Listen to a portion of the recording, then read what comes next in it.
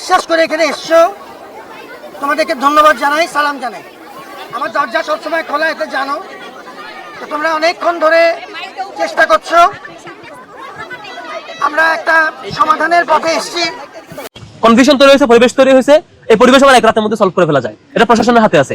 প্রশাসন চাইলে এইটা সবার সাথে বসে একটা সমন্বিত সিদ্ধান্তের মধ্যে দিয়ে একটা সমাধানে চলে আসতে পারে। এবং এটা প্রশাসনের সক্ষমতা বা ব্যর্থতার উপর ডিপেন্ড করবে। রাতারাতি যেমন প্রবলেম ক্রিয়েট হয়, আবার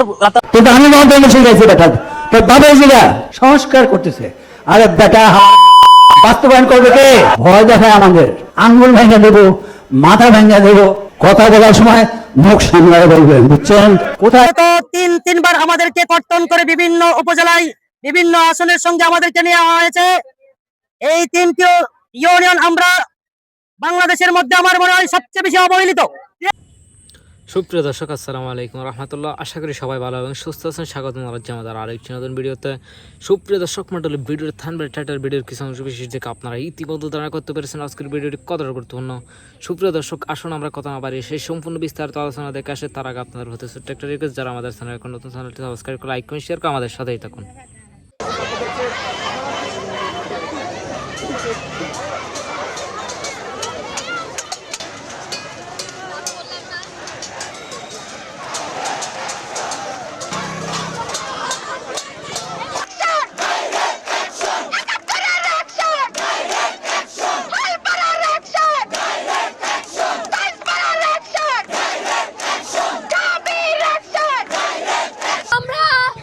বিশ্ববিদ্যালয় প্রশাসন, বিশ্ববিদ্যালয় শিক্ষার্থী এবং সারা বাংলাদেশের কাছে বলতে চাই, আমাদের হলে কোন ধরনের গুপ্ত প্রকাশ্য রাজনীতি চলবে না।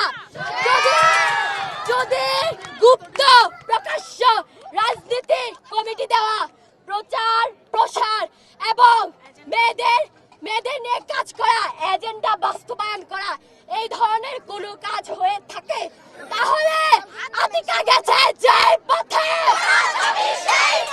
আতিকা গেছে যেই পথে, নতুন আতিকাদের ঠিকানা, নতুন আতিকাদের ঠিকানা রোকেয়া হলের প্রবোস আজ রাতে বলেছেন, বিভিন্ন ক্রিয়াশীল ছাত্র সংগঠন বা রাজনৈতিক দল রোকেয়া হলে বিভিন্ন ধরনের উপহার পাঠিয়ে রোকেয়া হলের ছাত্র রাজনীতি পুষিন করতে চায়। তো এই ব্যাপারে রোকেয়া হলের মেয়েরা সর্বসম্মতিক্রমে রোকেয়া হলে যে সকল উপহার পাঠানো হয়েছিল সেগুলো বয়কট ঘোষণা করেছে এবং সেগুলোকে ডোন্ট ইউজ মার্ক করে দিয়েছে, জুতা দেখিয়েছে রোকেয়া হলের মেয়েরা।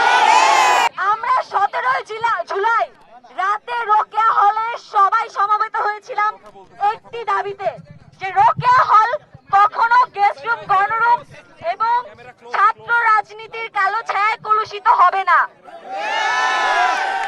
আমাকে বিশ্বাস করে এখানে এসছো, তোমাদেরকে ধন্যবাদ জানাই, সালাম জানাই। আমার দরজা সবসময় খোলা, এতে জানো। তো তোমরা অনেকক্ষণ ধরে চেষ্টা করছো, আমরা একটা সমাধানের পথে এসেছি এবং কোনোরকম সংঘাত সহিংসতা ছাড়া তোমরা একসাথে, এতগুলো মানুষ আমরা একসাথে হয়েছি, সেটা নিজেই একটি বড় পাওনা বলে মনে করি আমি।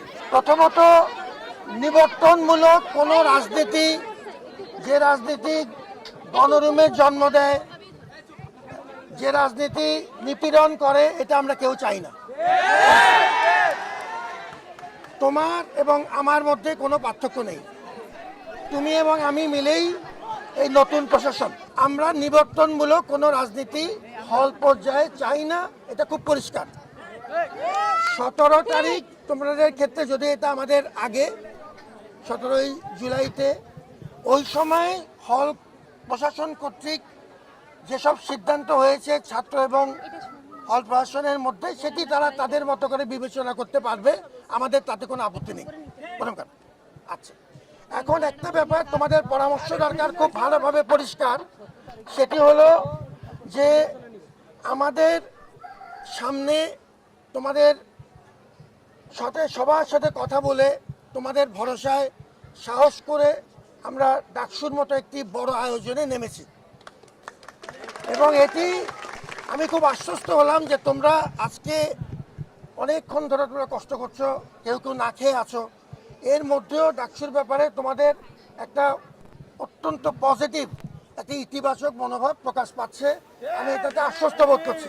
আমি প্রথমে 17 তারিখের কথা বলেছি, শেষ করতে দেই। হলে রাজনীতি থাকার বিষয়টা অলরেডি মীমাংসিত।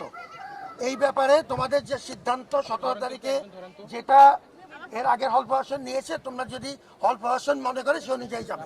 এটা নিয়ে আমরা কনফিউশন তৈরি হয়েছে, পরিবেশ তৈরি হয়েছে, এই পরিবেশ আবার এক রাতের মধ্যে সলভ করে ফেলা যায়। এটা প্রশাসনের হাতে আছে। প্রশাসন চাইলে এইটা সবার সাথে বসে একটা সমন্বিত সিদ্ধান্তের মধ্য দিয়ে একটা সমাধানে চলে আসতে পারে। এখন এটা প্রশাসনের সক্ষমতা বা ব্যর্থতার উপর ডিপেন্ড করবে। রাতারাতি যেমন প্রবলেম ক্রিয়েট হয়, আবার রাতারাতি এটা সলভ করার মধ্যে সেই ক্যাপাসিটি প্রশাসনের থাকতে হবে। কারণ প্রশাসনের ব্যর্থতার কারণেই এই ধরনের ক্রাইসিস তৈরি হয়েছে। আমি ডাকসু পিছানোর কোনো কারণ, কোনো উপলক্ষ বা মাধ্যমে এখানে দেখছি না আর কি। ডাকসু অন টাইমে হবে বলে বিশ্বাস করতে চাই। সিল্কোর সিল্ক অ্যান্ড শাইন, যাতে আছে আর্গান অয়েল ও ওট প্রোটিনের গুডনেস, যা আপনার চুলকে রাখে হেলদি অ্যান্ড শাইনিং। পরিচয় খুঁজবেন, যে শিক্ষার্থীটা বলবে তার রাজনৈতিক পরিচয় নিশ্চিত পাবেন। উইদাউট রাজনৈতিক আইডেন্টিটি ছাড়া যদি কোনো শিক্ষার্থী এরকম বলে, আমার সাথে বসায় দিবেন, তার কাছে আমি রিকমেন্ডেশন দেবো। আর কিভাবে করলে এটাকে পাবলিক সংগঠন বলে।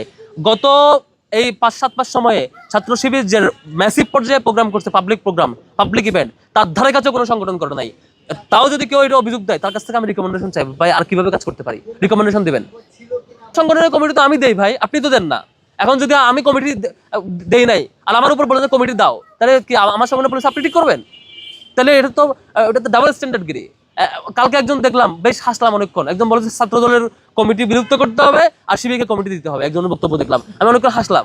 মানে অদ্ভুত ব্যাপার, শিবিরের কমিটি সে দিবেন, আমি দিব। আমরা শিক্ষার্থীদের কমিটমেন্ট দিয়েছে, তো আমরা আমাদের কর্মসূচি কিভাবে চালাবো সেই কমিটমেন্টের বেসিসে চালাচ্ছি। কারো বাইরের মানে ফেব্রিকেটেড প্রস্তাবনা, কারো হচ্ছে সাজানো গুছানো প্রস্তাবনা, উদ্দেশ্য প্রণোদিত কথার ভিত্তিতে শিবির চলে না। শিবির তার দলীয় নির্দিষ্ট প্রিন্সিপালের ভিত্তিতে ছাত্র শিবির চলবে এবং সেই কমিটমেন্টের অনুযায়ী শিবির চলছে।